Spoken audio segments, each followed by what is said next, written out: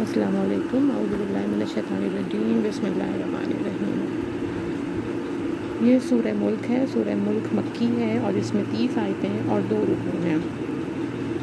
اس کو ہم تبارک الذی کے نام سے بھی کہتے ہیں کہ تبارک الذی 29ویں سپارے کا نام ہے، اور یہ 29واں سپارہ شروع یہیں سے ہوتا ہے۔ بڑی برکت والا ہے وہ جس کے قبضے میں سارا ملک، اور وہ ہر چیز پر قادر ہے۔ وہ جس نے موت اور زندگی پیدا کی کہ تمہاری جانچ ہو تم نے کس کا کام زیادہ اچھا ہے، اور وہی عزت والا اور بخشش والا ہے۔ جس نے 7 آسمان بنائے ایک کے اوپر دوسرا، تو رحمان کے بنانے میں کیا فرق دکھتا ہے؟ رحمان کے بنانے میں کیا فرق دکھتا ہے؟ تو نگاہ اٹھا کر دیکھ، تجھے کوئی رخنا نظر آتا ہے؟ پھر دوبارہ نگاہ اٹھا، نظر تیری طرف ناکام پلٹ آئے گی، تھکی ماندی۔ اور بے شک ہم نے نیچے کے آسمان کو چراغوں سے آراستہ کیا اور انہیں شیطانوں کے لیے مار کیا، اور ان کے لیے بھڑکتی آگ کا عذاب تیار فرمایا، اور جنہوں نے اپنے رب کے ساتھ کفر کیا ان کے لیے جہنم کا عذاب ہے، اور کیا ہی برا انجام جب اس میں ڈالے جائیں گے۔ اس کا رینکنا چنگھاڑنا سنیں گے کہ جوش مارتی ہے، معلوم ہوتا ہے کہ شدت غضب میں پھٹ جائے گی۔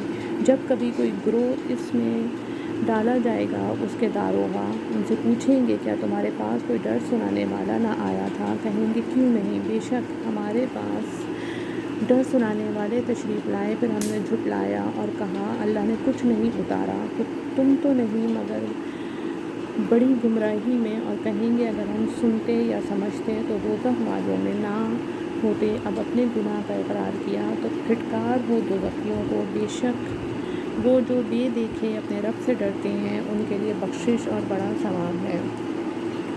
اور تم اپنی بات آہستہ کہو یا آواز سے، وہ تو دلوں کی جانتا ہے۔ کیا وہ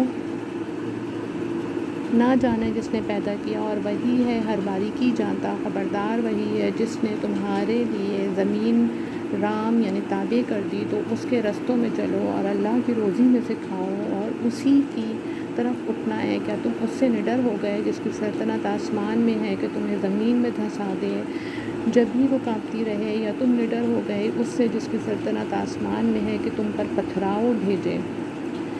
تو اب جانو گے کیسا تھا میرا ڈرانا، اور بے شک ان سے اگلوں نے جھٹلایا تو کیسا ہوا میرا انکار۔ اور کیا انہوں نے اپنے اوپر پرندے نہ دیکھے، پر پھیلائے اور سمیٹتے انہیں کوئی نہیں روکتا